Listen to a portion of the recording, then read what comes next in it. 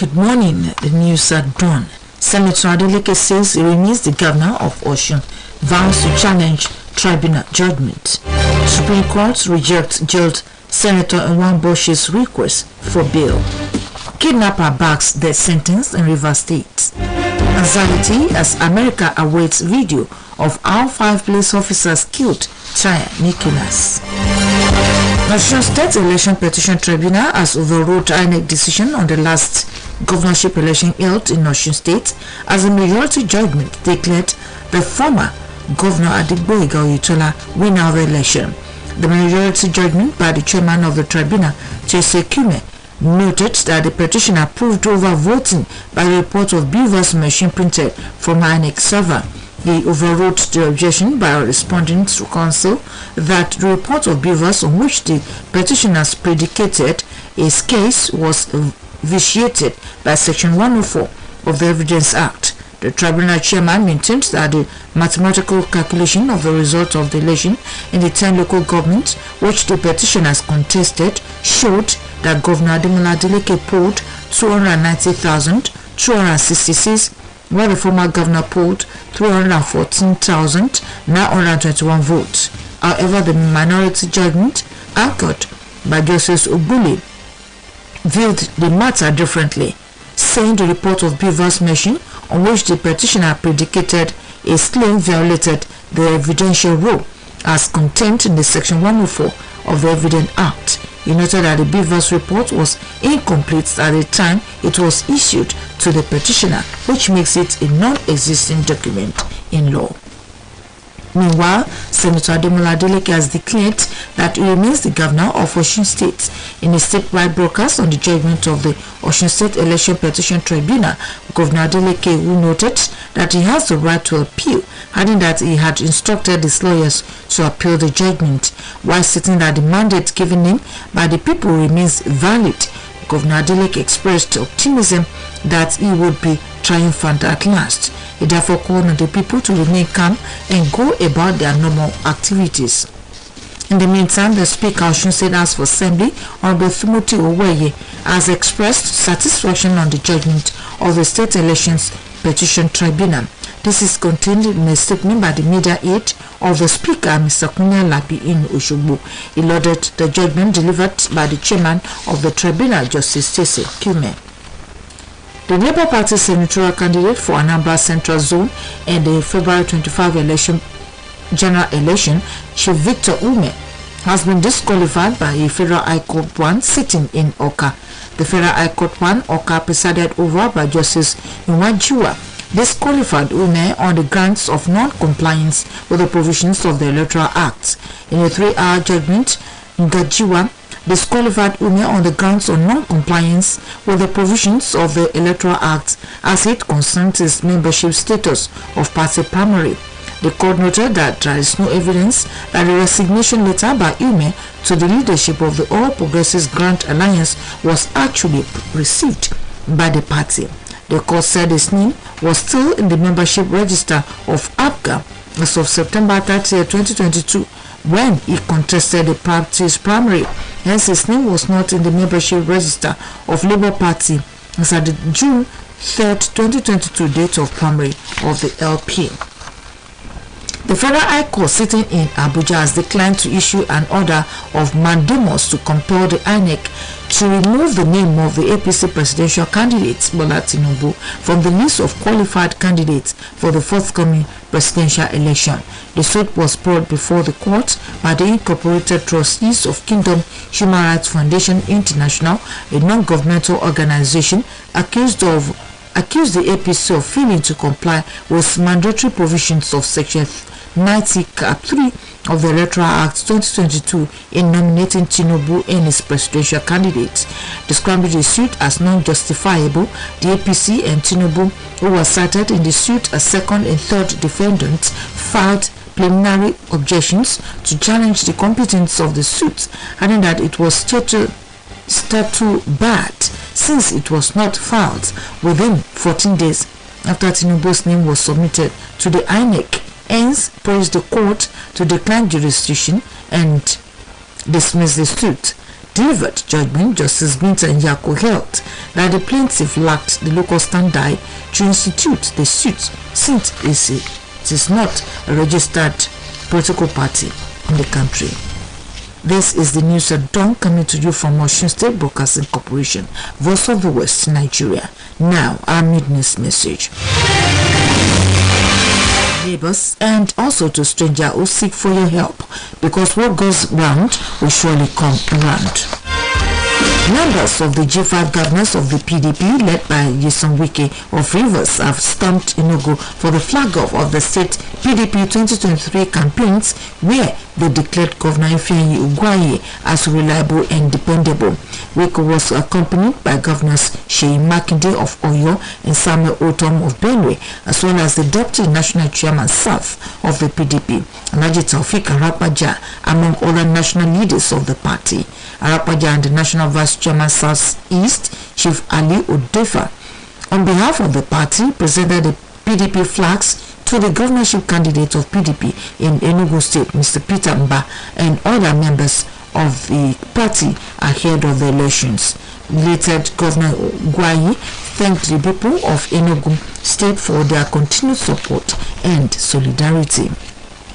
The Inspector General of Police Usman Baba has tasked police mobile force commanders to teach their men to be professional, fair, and decisive while they plot for the 2023 general elections security management. A statement by the first spokesperson, Olumiwade Jobi, indicates that the IG gave the charge during the closing ceremony of a 2-week combat training and seminar for heads of police mobile force squadrons and formations nationwide, held at the Police Mobile Force Training College in Ogun, Osun State. Represented by the Assistant Inspector General of Police in charge of the PMF, Ali Janga, the IG emphasized the need to be apolitical and professional in their conduct and to exhibit all forms of humility and humanity while shunning corruption and all forms of illegality, as they are adequately prepared and ready for a secured and peaceful electoral process to bequeath to Nigerians free, fair, credible, and acceptable elections in 2023. The Supreme Court has dismissed an application for post-conviction bill brought by Senator Peter Nwaboshi, Delta North, jailed for 7 years on money laundering charges. The Court of Appeal in Lagos, adding a judgment on July 1st last year, convicted and sentenced Senator Nwaboshi on the charge brought against him by EFCC. Rather than serving the jail term, Nwaboshi, who is the candidate of the APC for Delta North Senatorial District in Delta State in the next month's election, went underground. While still in hiding, Nwaboshi filed appeal against his conviction and sentence, along with the application with which he sought to be granted bail pending the determination of his appeal. Ruling, a 5-member panel of the Supreme Court, while dismissing the application, noted that Nwaboshi's conduct was a slap on democracy and rule of law, and that his application could not be granted because of the undisputed fact that he is in Nigeria, but has continued to devise means to frustrate the subsisting custodial sentence imposed on him by the Court of Appeal. A Rivers State High Court sitting in Bora Court has convicted and sentenced a man to death by hanging for killing 4 persons and using their intestines to prepare a peppered soup meal in Iwagwele community in Ghana local government area of the state. The convict, Desmond Lekia, also known as Biggie, was found guilty of murder, armed robbery, burglary, kidnapping, and coercion. Lekia and others now at large were reported to have killed Bodu Nubale, Etim Ekbe, Nebale Bari Mbeabe, and Lovde Mbeabe after they were kidnapped and taken to an undisclosed location. It was learned that one of those kidnapped, Lovde Mbeabe, had his stomach ripped open and his intestine used to prepare pepper soup and plantain meal by the abductors in 2019. In his judgment, the trial judge, Justice Adolphus Emebele, found Desmond Lekia guilty of murder, kidnapping, coercion, and armed robbery, saying the prosecution counsel was able to prove his case with the necessary evidence and presentations. Pro-separatist group Indigenous People of Biafra IPOB has raised alarm over what is described as clandestine plan to eliminate its leader, Mazi Nnamdi Kanu, through poisoning, drug abuse, and starvation. Kanu is detained by the Department for State Security (DSS) as allegedly dying through a silent and systematic process of gradual starvation. Raising the alarm, IPOB, through his media and publicity secretary Imam Powerful, alleged that Kanu feeds twice a day on bread and water without medication for the treatment of his ailment while in the DSS solitary confinement facility in Abuja. The group threatened the killing of Kanu in DSS custody would come with unimaginable consciousness or consequences, alleging that Kanu had complained of intestinal disorder generating odor from his mouth when he lies down. A city of Memphis, United States, is pressing for the release of this video of an arrest that led to the death of Tyre Nicholas. In an emotional interview with journalist, Tyre's parents described how the 29-year-old was beaten to a pulp, saying the video will show him being kicked like a football.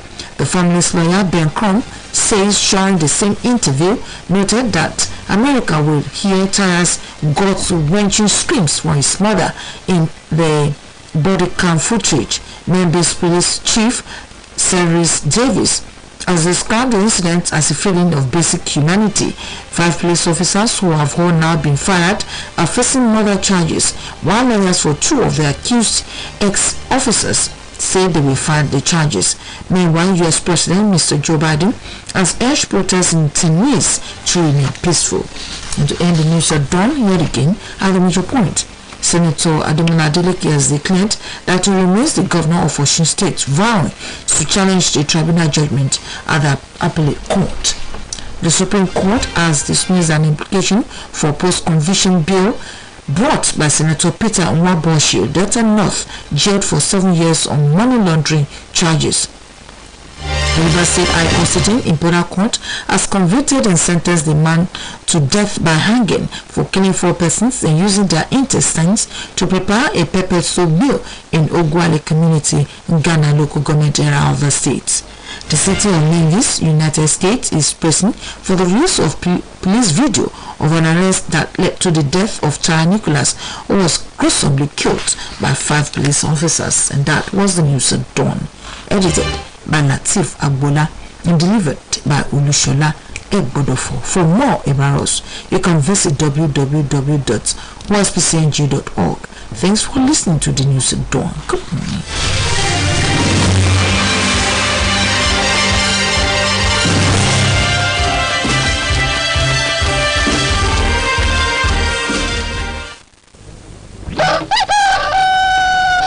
Ìròyìn ní KUTUAI lórí rédíò Ọ̀ṣun.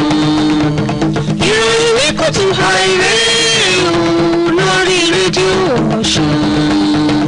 Ìròyìn tó yẹ kóró, ẹ̀kọ́ tó múnádóko, la ní kí ẹ wá gbọ́ lórí rédíò Ọ̀ṣun.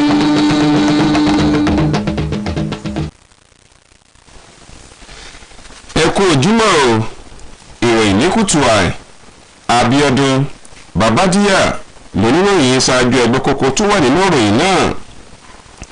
Sẹ́nẹ́tọ̀ Adémọ́lá Adélékè ní Digbino sì wà gẹ́gẹ́ bí gómìnà ìpínlẹ̀ Ọ̀ṣun pẹ̀lú ìlérí pípẹ́jọ́ tako ìdájọ́ ilé ẹjọ́ tó fagilé ìyànsípò rẹ̀. Ilé ẹjọ́ tó ga jùlọ nílẹ̀ yìí kọ ẹ̀bẹ̀ Sẹ́nẹ́tọ̀ Nwabuoshi lórí ìdájọ́ ẹ̀wọ̀n tó wà lọ́rùn rẹ̀. Ilé ẹjọ́ kan pàṣẹ yíyẹgi fún ajínigbé tó kìtìbórù mọ́ lọ́wọ́ nípínlẹ̀ Rivers.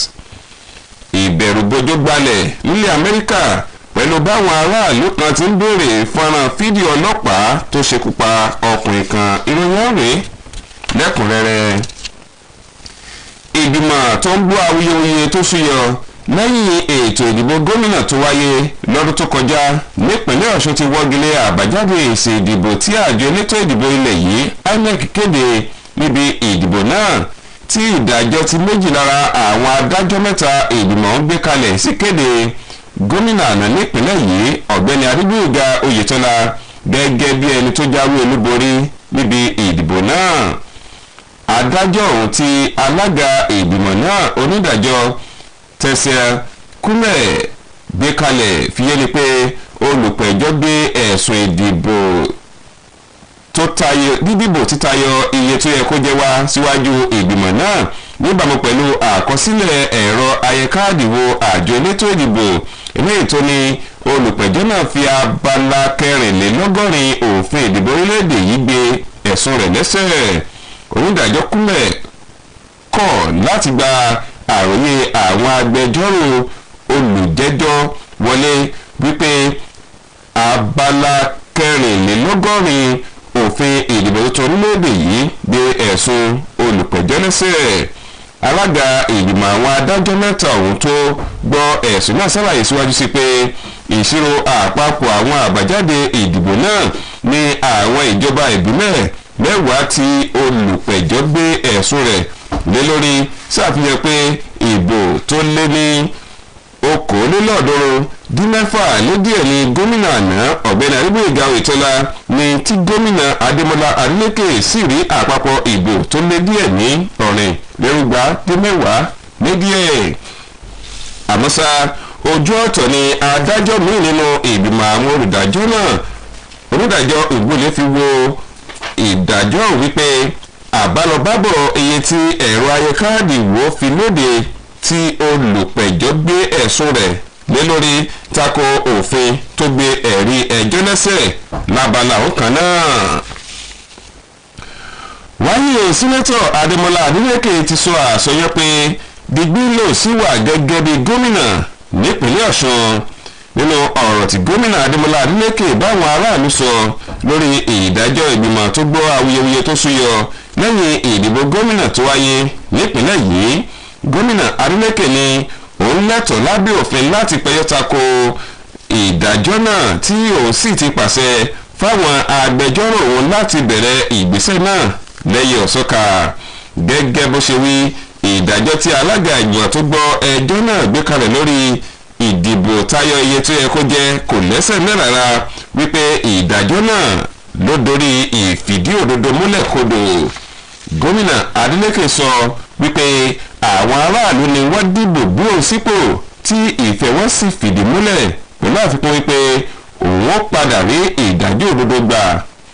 ó wá ké sí àwọn aráàlú láti fọkànbalẹ̀ kí wọ́n máa bá ojúṣe wọn lọ láì mìkan rárá bíi tí wù ọ́ mọ́.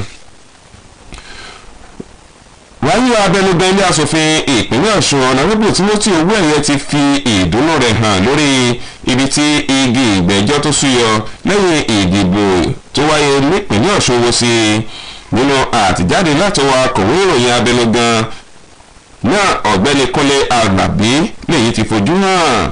ó gbóríyìn fún ìdájọ́ tí ìgbìmọ̀ àwọn adájọ́ náà lábẹ́ ìdarí onídàájọ́ Tẹ́sí May gbé kalẹ̀ níbi ìgbẹ́jọ́ ọ̀hún. ilé ẹjọ́ gíga ìjọba àpapọ̀ ilẹ̀ yìí tó kalẹ̀ sílùú Ọ̀ka ìpínlẹ̀ Anambra ti yọwọ́ olùdíje fún ipò asòfin àgbà nílẹ̀ yìí lẹ́kùn àárín gbùngbùn ìpínlẹ̀ Anambra lábẹ́ ẹgbẹ́ òṣèlú Labour olóyè Victor Ume láwo láti lè díje fún ipò náà. onídàájọ́ Nwajiwa tó darí ìgbẹ́jọ́ náà fa ata olùdíje náà kúrò lọ́lọ́ látàrí kíkùnà láti tẹ̀lé àlàkalẹ̀ òfin yíyan olùdíje nínú òfin ìdìbò tuntun orílẹ̀-èdè yìí.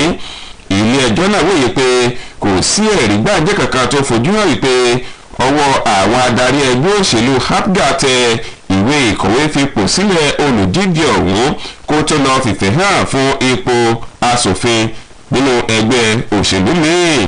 ilé ẹjọ́ ọ̀hún fìdí rẹ̀ múlẹ̀ wípé orúkọ olùdíje ọ̀hún ló sì wà nínú ẹgbẹ́ òṣèlú APGA títí tó fi di 30 oṣù kẹsàn-án ọdún 2022 tó kọjá yìí wípé èyí fojú rẹ̀ hàn wípé ó sì wà nínú ẹgbẹ́ òṣèlú náà kó tó lọ tó fìfẹ́ hàn nínú ẹgbẹ́ òṣèlú Labour.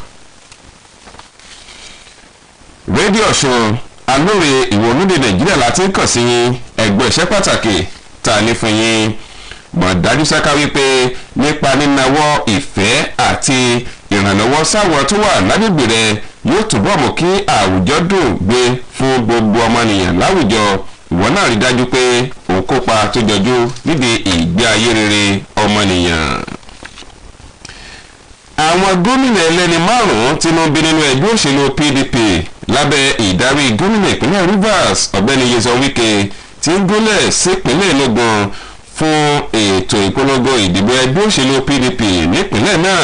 Níbẹ̀ ni wọ́n sì ti kéde gómìnà Nfaye Ogowa gẹ́gẹ́ bí adarí tó ṣe é fọkàn tán.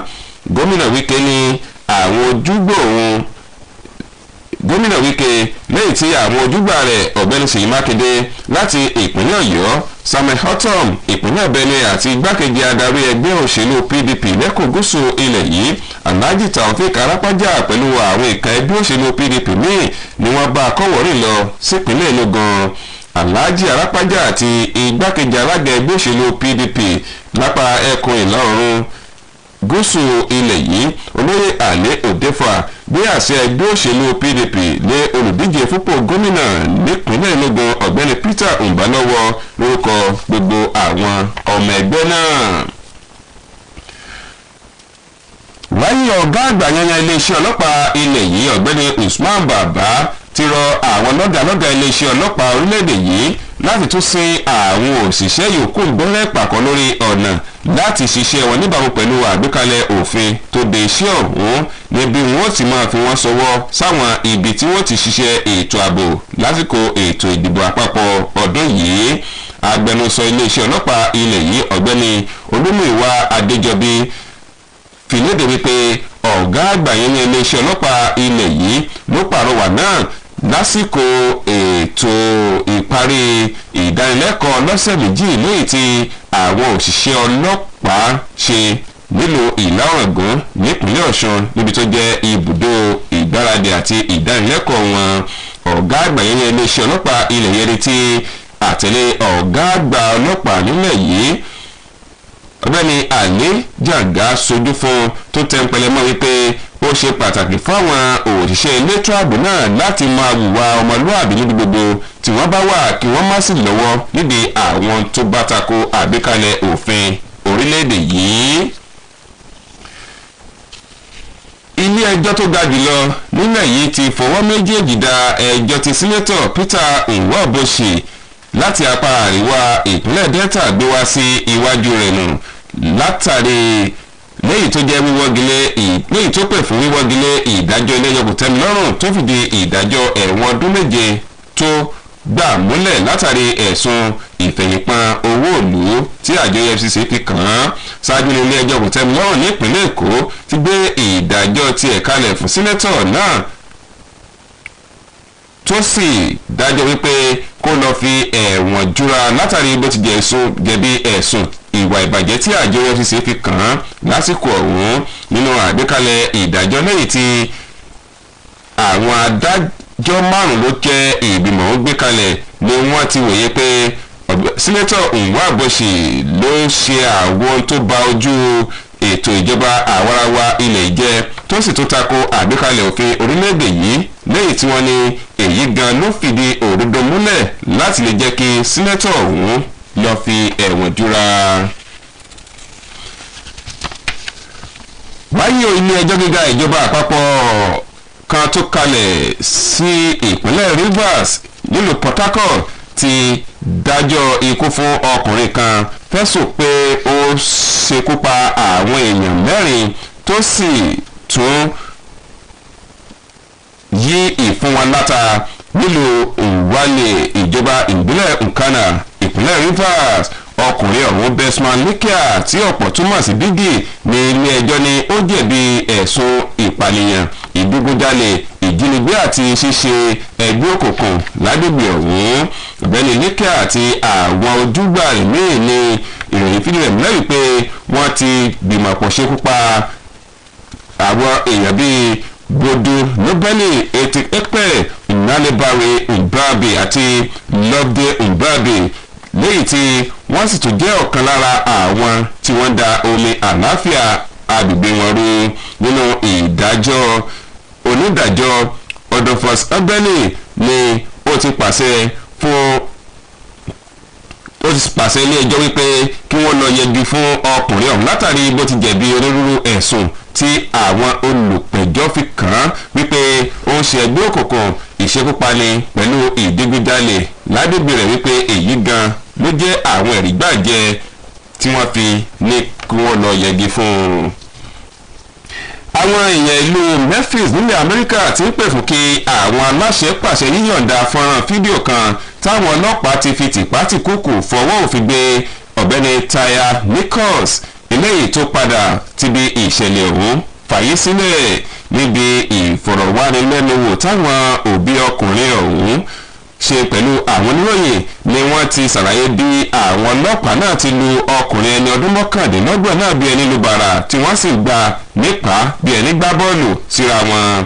agbẹnusọ mọ̀lẹ́bí ọ̀hún ọ̀gbẹ́ni Sereny Davis ṣàlàyé pé gbogbo èèyàn ilẹ̀ Amẹ́ríkà ló ti ṣetán láti dìde sọ̀rọ̀ ikú ọkùnrin náà táwọn ọlọ́pàá gbẹ̀mí rẹ̀ lọ́nà kò tọ́. àmọ́ ṣá ọ̀kan lára àwọn ọ̀gá ọlọ́pàá lágbègbè náà tako ẹ̀sùn tí wọ́n fi kan àwọn ọlọ́pàá wípé irọ́ tó jìnnà sóòótọ́ ni. ká tún mú ìròyìn ní KUTUAI tòní wá sópin ẹgbọ́n kó wa mẹ́nuba lẹ́ẹ̀kan sí i. Sẹ́nẹ́tọ̀ Adémọ́lá Adélékè tó ti fìdí ọ̀rọ̀ múlẹ̀ wípé Dìgbìlò sì wà gẹ́gẹ́ bí gómìnà ìpínlẹ̀ Ọ̀ṣun pẹ̀lú ìlérí àti pẹjọ́tako ìdájọ́ ìgbìmọ̀ tó gbọ́ awuyewuye tó súyọ lẹ́yìn ètò ìdìbò gómìnà tó wáyé nípínlẹ̀ Ọ̀ṣun lẹ́yìn tí ó fagilé ìyànsípò rẹ̀.